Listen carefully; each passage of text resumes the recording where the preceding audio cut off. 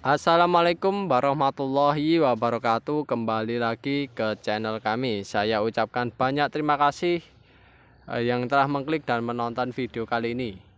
Dan di kesempatan kali ini kawan-kawan bisa lihat pada bedengan-bedengan kami rata-rata tanaman sudah mulai menghijau dan membentuk tanaman yang adaptif terhadap kondisi lingkungan saat ini di musim kemarau.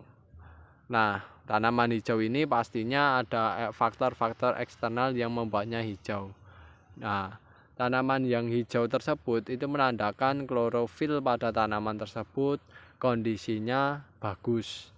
Nah, klorofil yang bagus nantinya efeknya akan pada pembuatan proses makanan bagi tanaman itu sendiri atau istilahnya fotosintesis ya. Untuk fotosintesisnya kemungkinan juga bagus kan kawan. Nah, fotosintesis yang bagus nantinya akan menghasilkan pertumbuhan maupun perkembangbiakan tanaman yang bagus juga semacam itu. Nah, pertumbuhan yang bagus, perkembangbiakan tanaman yang bagus akan berefek juga pada hasil yang maksimal. Nah, oleh sebab itu ya dalam membudidayakan tanaman cabai semacam ini ya, kalau kita menginginkan tanamannya hijau bisa berfotosintesis secara bagus, jangan lupa berikan pupuk kandang. Pupuk kandang nantinya tujuannya adalah nanti akan memberikan unsur hara secara terus-menerus konsisten pada tanaman yang ditanam di bedengan yang berisikan pupuk kandang. Karena pupuk kandang sendiri digunakan dan diberikan pada waktu pengolahan lahan yang dijadikan sebagai pupuk dasar atau pondasinya ya kan kawan. Kalau mereka tidak memperoleh dari pupuk yang disuplai, maka mereka nanti memperoleh dari pupuk dasar tersebut, unsur haranya dari pupuk dasar tersebut. Nah, pupuk dasar tersebut nantinya akan menjadikan tanaman tersebut bisa tumbuh secara maksimal karena memperoleh unsur hara secara terus-menerus. Dan unsur hara yang diberikan secara terus-menerus yaitu menjadikan pertumbuhannya maksimal bagus dan pastinya akan menghasilkan hasil yang bagus pula. Dan itu caranya salah satunya dengan memberikan pupuk kandang. Nah, pupuk kandang yang bagaimana yang sesuai dengan tanaman yang kita budidayakan. Nah, sebenarnya pupuk kandang yang sesuai untuk yang diberikan tanaman itu sebenarnya bermacam-macam pupuk kandang. Semakin lengkap pupuk kandang, semakin lengkap pupuk dasar, semakin lengkap pupuk organik yang diberikan di lahan ataupun di bedengan itu, maka hasilnya semakin bagus juga. Nah, kalau kami saat ini lebih berfokus dengan pemanfaatan pupuk kandang berupa kotoran domba ya. Pupuk kandang dari domba itu menurut kami bagus ya. Karena mengapa? Karena pupuk kandang dari domba tersebut biasanya kelebihannya mengandung nitrogen yang cukup maksimal, nitrogen yang cukup banyak. Nitrogen yang cukup banyak tersebut dihasilkan sebagai akibat dari makanan yang dicerna oleh domba tersebut, karena makanannya tumbuh-tumbuhan, hijau-hijauan, pucuk batang. Nah, itu menjadikan kandungan nitrogen pada kotoran domba itu jumlahnya banyak, sehingga kalau sebagai pupuk dasar ya, itu menurut kami bagus untuk pertumbuhannya ya, untuk pertumbuhannya, karena nitrogen sendiri yang terkandung pada pupuk kandang domba ataupun kambing tersebut itu akan berefek pada awal-awal penanaman semacam ini.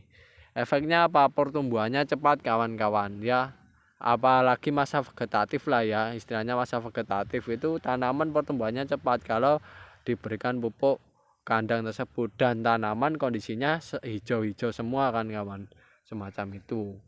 Nah, kalau nanti diberikan pupuk kandang berupa pupuk ayam dan sebagainya, itu bagusnya nanti untuk sebagai penguat batang maupun menghasilkan bunga ataupun buah. Itu juga bagus ya.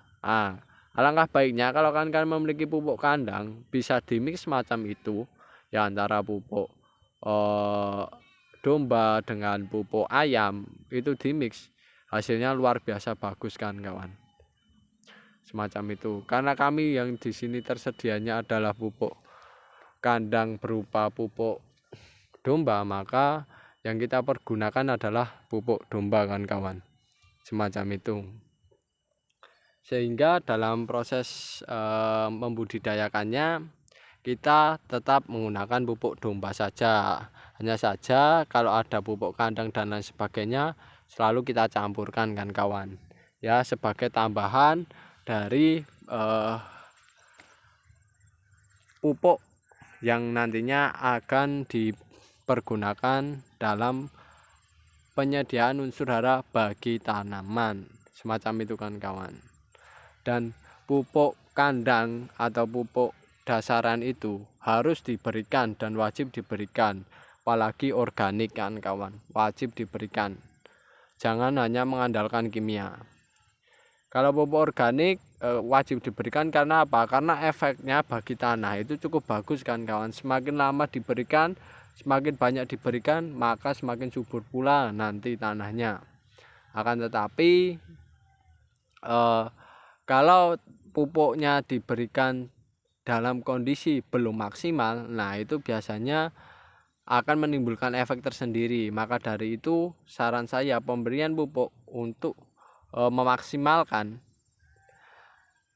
tanaman ya, maka haruslah berikan pupuk yang benar-benar matang, benar-benar bagus, dan benar-benar sudah siap diserap oleh tanaman.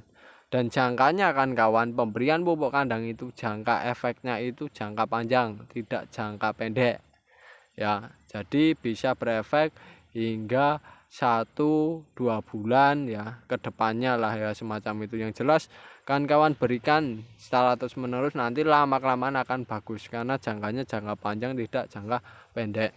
Dan pemberian pupuk kandang sendiri akan menghasilkan tanaman yang bagus-bagus kan, karena semacam ini tanamannya hijau-hijau bagus-bagus. Dan yang jelas ini alhamdulillah ya, adaptasinya cepat kan kawan, semacam itu terhadap kondisi lingkungan ya. Kalau sudah ada adaptasinya cepat, hijau-hijau di masa awal-awal semacam ini, nanti pertumbuhannya atau perkembangbiakannya juga bagus kan kawan. Yang penting awalannya itu kita berhasil dulu menghidupkan tanaman ya. Jadi dalam membudidayakan cabai, awalannya starternya harus berhasil dulu menghidupkan tanaman. Nanti kalau sudah hidup tanamannya ya, sudah mudah beradaptasi, nanti tinggal kita beri pupuk suplai saja, wah sudah bagus sekali kan kawan. Semacam itu, pupuk suplai secara rutin, secara konsisten sudah bagus. Yang penting awalannya semacam ini, karena awalan ini nanti menentukan hasil juga ya. Mungkin dianggap sepele cuma menanam, akan tapi kalau tanamannya mati di awal-awal nggak mungkin akan menghasilkan cabai ya. Tapi kalau di awal tanamannya bisa hidup, insya Allah akan menghasilkan cabai yang banyak kan kawan, semacam itu. Yang jelas kami saranin, rekomendasikan pemberian pupuk dasar harus wajib, khususnya untuk pupuk organik harus wajib diberikan, karena pupuk dasar organik akan efeknya jangka panjang bagus, jangka pendek juga bagus, bagi tanaman juga bagus ya. Tinggal kita pergunakan pupuk organik secara terus menerus dan konsisten. Setiap setelah penanaman buka berikan lagi, penanaman buka berikan lagi. Kalau kami begitu kan kawan, diberikan secara terus menerus. Nanti lama-kelamaan akan hilang dengan sendirinya akibat diserap oleh tanaman dan sering diolah bagi tanah. Dan tanahnya tidak kayak gini kan kawan ya, tidak keras kayak gini nanti kalau sudah sering diberikan pupuk organik. Tanahnya akan semakin lama semakin remah, bukan semakin keras. Dan itu cukup baik sekali bagi lahan budidaya kita. Dan oke kan itu dulu informasi dari saya betapa bagusnya efek pemberian pupuk organik bagi lahan kita, terutama dalam masa awal pertumbuhan dalam membudidayakan cabai. Jika ada kekurangan kami mohon maaf yang sebesar-besarnya. Ambil hikmahnya, manfaatnya, serta pelajaran pada video kali ini. Semoga bermanfaat bagi kawan-kawan. Sekian, terima kasih. Wassalamualaikum warahmatullahi wabarakatuh.